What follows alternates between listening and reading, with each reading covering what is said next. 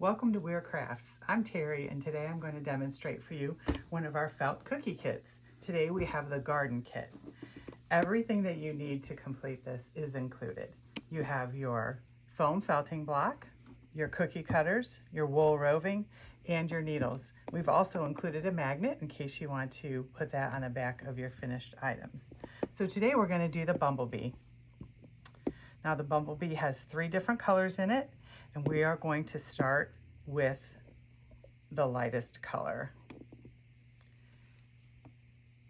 And we are going to take this very dense roving and we're going to fluff it up. It's nice and airy, and we are going to fit it into the wing parts. Now this is different than some of the other projects in this kit because it involves different colored roving in different parts of the body. So that's why I chose this one for you today. So we're going to fit that in there. Here you have a needle assortment.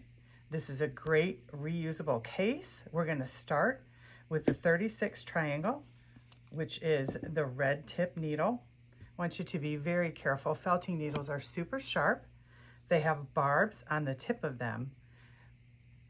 When you move the needle up and down, the barbs grab onto the fiber and agitate it against itself and locks them together. And that's how you create a solid piece. You want to go straight up and down, very gently. Just the tip needs to go in. If you go too deep, you will fuse your project to your felting mat. So you need to be careful of that. So I'm kind of fitting this white roving right where I know that the wings will be. If you can see that, just kind of fitting them in there. Then I'm going to loosen up some of this black roving. I'm going to fluff it up just like I did the white. And I'm going to carefully fit it down into the body part. I'm just going to get the needle in there, up and down. The only time you really have to be super careful here is when I get to the lines where the white and the black meet. Kind of want to draw a line straight down. You don't want too much of the black fiber going into the white, even though at one point we are going to use our needle to make sure that the two are felted together. We still want to have a nice clean line. Okay, so I made one pass across that. Just going to give it a little bit of a scrub. It's not doing much yet, and I'm going to flip it over. I'm going to work the back side of it, kind of trying to keep this black and white separate, and just get in there and felt. One of the things that you need to remember as you work through this project, or any cookie cutter felting project, is that you're going to work all the way around the edges very closely to make those nice and tight and defined.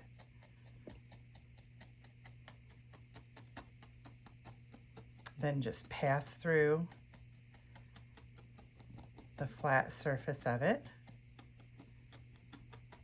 I only want to do one pass before I flip it again.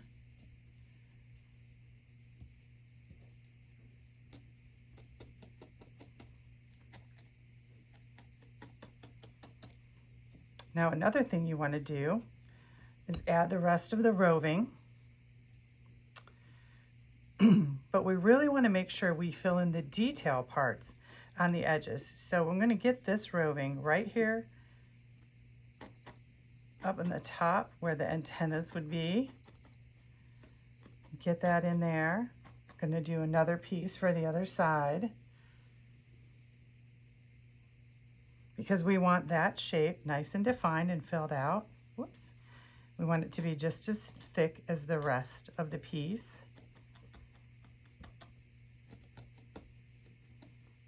And we're going to continue and just use up the rest of this wool to build the piece. And I'm going to do that with the black and the white, continuing to flip after each pass. Good. So I have felted this at least a dozen times, flipping each time. And so you can see, I'm going to move this away from that dark surface so that you can see it. It's really starting to come together. Now, one of the things that I'm going to do is I'm going to take the 40 triangular needle, that's the green top. Now, the higher the number of the needle, the finer the needle is, so it's going to make smaller holes. And I want to make sure that the wings are really attached. So I'm going to go from the light to the dark because it's just going to give me a cleaner line. We don't want the black showing up more over there. And I'm going to go sideways. I'm being careful still to go straight in and out so that I don't bend the tip of the needle and break it. So this is going to make those nice and attached. I'm going to do each side. Then I'm going to do some cleanup on this shape. See how it's really fuzzy, not completely defined. So I'm going to go right in there. Now all of these little angles, tighten everything up, and keep working my way around. I'm going to tighten all the way up the shape for this body. And I'm just going to keep working it. You can always go back if you feel like your edges are too loose. Fit it right back in there and just keep doing a few more rounds right up close. I'm going to show you because I know it's hard with the black. I'm going to show you how you can just go right up against the edges of that cookie cutter and just really tighten up and define.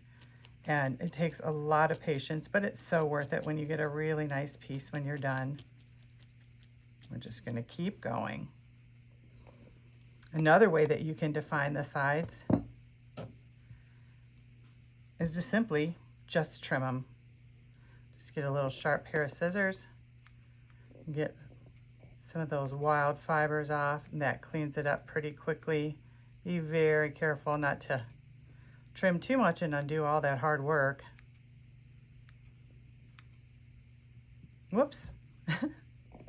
Then you'll see that's really starting to come together now.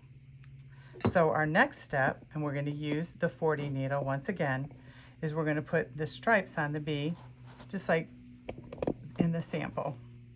So the first one is right across the top. So I'm just going to take some roving like that. Probably going to double it, just like this. Okay. I'm going to pin it down with one of the needles. I'm just going to start working it across, back and forth. I can take that off now. And you can use your needle to get a nice clean edge, like that.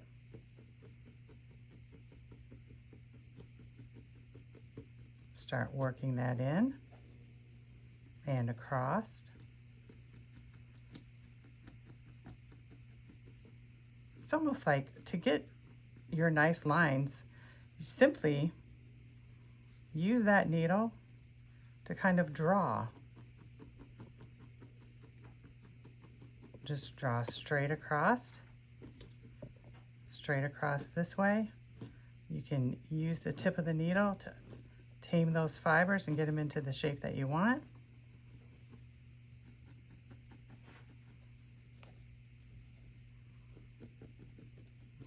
And just keep working this across. I have a nice solid line. I'm gonna keep working this in a line and then flip it over and work my way back across.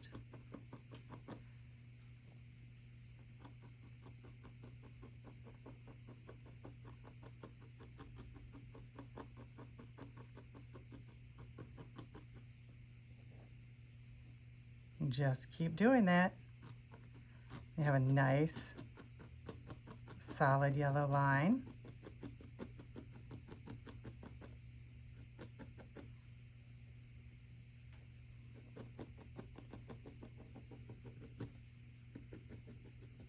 Okay. Now I'm going to do that 2 more times to finish the piece.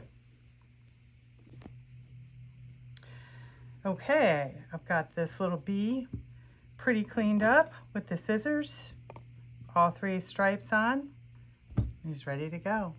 Thanks for coming by Weird Crafts.